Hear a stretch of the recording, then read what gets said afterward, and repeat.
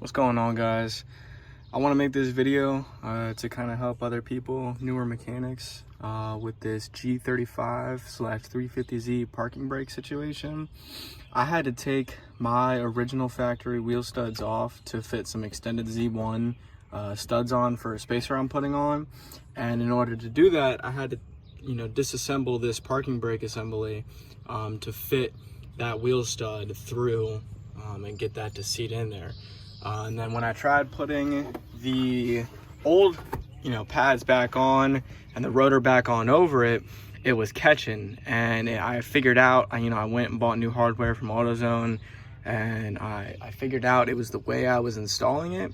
And I didn't see any tutorials online that actually mentioned this, so I wanna make sure you guys understand, because I didn't see anything and I figured it out. And this is going to be pretty obvious to some people, especially if you've done parking brakes before, but I've never done this before, and just in case you've never done this before and you're watching this might be a little helpful.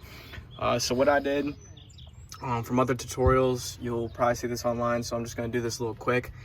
You got the spring here, connects to the top hole there, you got your adjuster screw. This scrolls down and it'll expand outwards. It'll push the parking shoes outwards. If you scroll upwards that direction, it'll contract, and they'll get a little tighter. Now that wasn't my issue. It was actually the way I was aligning these little tabs back here. If you'll grab an old one, if you see these tabs right here, these are supposed to fit on top of the little nodes of the backing plate. I was initially putting them down to the side and off to the side, and that was making it to where I couldn't throw the rotor back on.